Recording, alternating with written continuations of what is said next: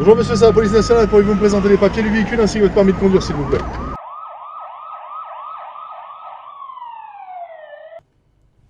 Ambrès Maxon de Pazou, pédagogie policière. Dans cette vidéo, on va traiter de la question la plus basique qui soit. Est-ce qu'un policier doit être mis au courant de ce qui se passe dans votre vie? Dit autrement, est-ce qu'un policier doit vous demander où vous allez? Aujourd'hui, j'ai une interaction donc avec la police. Le contexte est assez basique. Autoroute 7h30, je suis interpellé. Pourquoi? Parce que j'ai mon kit main libre. En fait, j'ai un casque en fait sur mes oreilles et je suis en train de communiquer donc avec des collègues. Le matin, je vais au boulot. Et je suis interpellé donc sur l'autoroute par deux policiers, deux jeunes policiers, un homme et une femme. Et l'interaction se passe plutôt bien. Je n'ai pas le temps évidemment d'enregistrer le début de l'interaction, mais quoi qu'il en soit, je vous laisse écouter et ensuite je vous donnerai donc mes petites recommandations sur comment justement agir lorsque vous êtes en face de la police. Jusqu'où monsieur? Excusez-moi, Vous allez jusqu'où là? je peux pas vous dire où je vais. Vous allez jusqu'où? Je ne peux pas vous dire où je vais, monsieur, c'est ma vie privée. Comment? C'est ma vie privée, monsieur, je ne peux pas vous dire où je vais. Déjà à ce stade, la dame m'a déjà expliqué, vous avez un casque, je vais vous mettre une amende, c'est 130 euros, et puis si tu payes plus tôt, ça va être 90 euros et moins 3 points, je sais pas quoi, bref. C'est la deuxième fois que je tombe sur des policiers en fait, qui ne connaissent pas la règle de loi, en fait, à savoir le kit main libre. Le kit main libre, évidemment, qui est toléré sur la voie publique, mais qui en aucun cas n'est interdit. Pour ceux que ça intéresse, à la fin de cette vidéo, je mettrai un lien pour que vous puissiez avoir accès à l'interaction que j'ai eue avec la police concernant le kit main libre et où on rentre de manière beaucoup plus approfondie dans la législation qui permet évidemment aux citoyens de pouvoir avoir un kit main libre et de conduire tout en ayant son kit main libre. Donc c'est la loi, vous avez le droit d'avoir un kit main libre lorsque vous conduisez. Pour revenir donc au sujet, au cœur du sujet, c'est après qu'il m'a interpellé, ils sont remontés dans leur véhicule et moi j'étais dans le mien et j'attendais justement qu'ils écrivent leur citation et compagnie. Et donc, il revient vers moi à peu près 2 minutes plus tard et le policier, il est du côté donc conducteur. Il arrive en premier et direct, donc il me pose la question. Et évidemment, je suis interpellé parce que je lui dis, bah, il est où ton problème? Je lui dis, c'est ma vie, à quoi ça t'intéresse? Voilà ce que je me dis en tête. Et c'est la raison pour laquelle donc, je lui fais répondre en fait ça. Et concrètement, vous remarquerez une chose, c'est qu'il ne répond pas à ma question. Il ne répond pas à ma question parce que les policiers sont comme ça. Ils ont une suspicion naturelle. Je vais dire, quand vous êtes policier, je lui dis ça va avec le boulot, quoi. Vous êtes naturellement, évidemment, suspicieux de toute personne que vous croisez. Les policiers adorent poser des questions, ça fait partie de leur ADN. Et vous, vous avez deux solutions par rapport à ça. La plus prudente, c'est certainement de ne pas répondre. Invoquez votre droit au silence. Et s'ils insistent, vous dites tout simplement, voilà, j'invoque mon droit donc au silence. Et si je suis détenu, j'invoque mon droit à avoir accès à un avocat. Et vous la fermez à tout jamais. Voilà le principe de base. La deuxième approche, je ne la recommande pas, c'est de parler et de répondre de manière très circonspecte.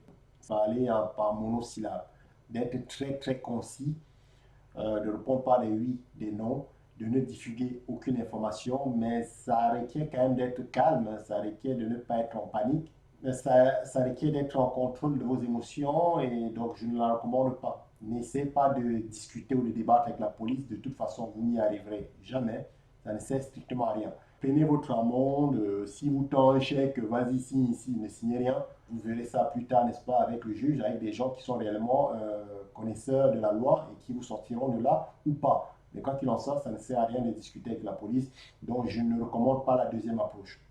Dans cette situation, j'étais plutôt honnêtement tranquille. Et lorsqu'il pose la question, monsieur, vous allez où? Bah, je lui fais répondre en fait. Et derrière, il insiste. Il ne répond pas à ma question, il ne répond pas à mon interpellation et immédiatement, il embraye, monsieur, vous allez où? Et il appuie sur quoi? Il appuie en fait sur son autorité parce que les policiers comptent sur cela. Les policiers comptent sur votre penchant naturel. Lorsqu'on vous pose une question, qui que vous soyez, si quelqu'un vous pose une question, vous avez une tendance très naturelle, évidemment, à aller vers la conversation. Vous avez tendance, n'est-ce pas, à répondre à toute question qui vous est posée directement. Vous voyez? Et les policiers s'appuient, n'est-ce pas, sur cet instinct naturel que vous avez pour pouvoir vous faire dire tout et n'importe quoi sur vous.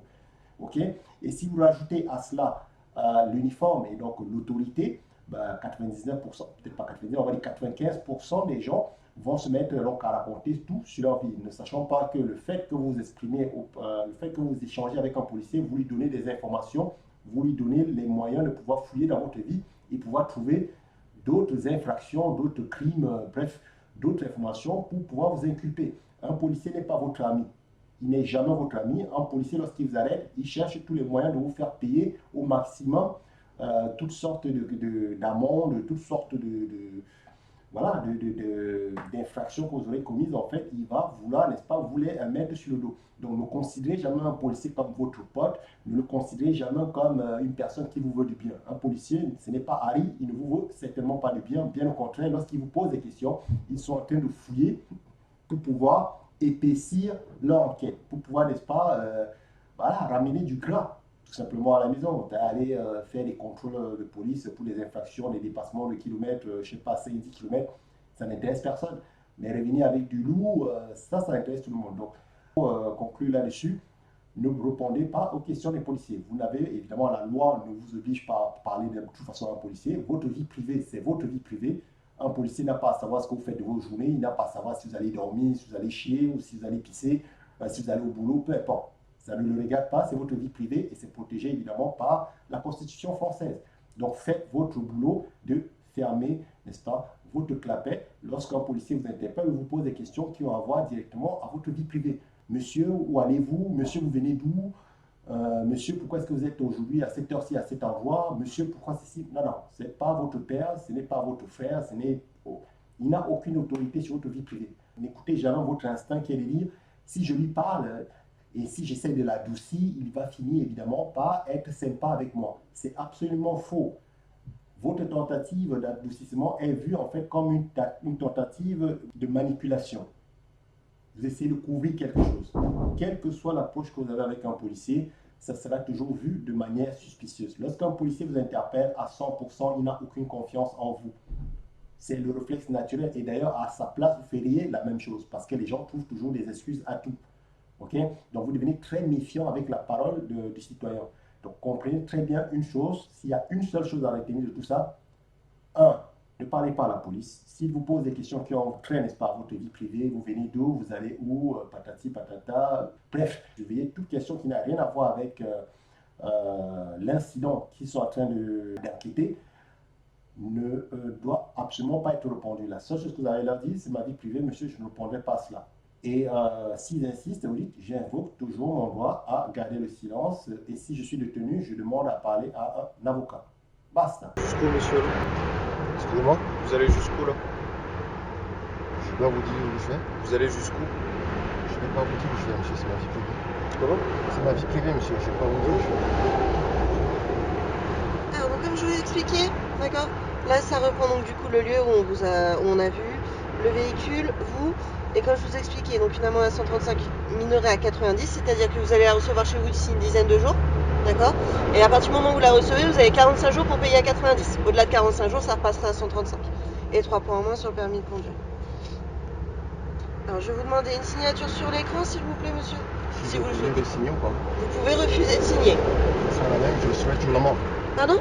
Je recevrai tout l'amende de toute façon. Ah oui, dans tous les cas, ça change pas grand-chose. Ok. C'est comme vous voulez. Je peux faire le passé.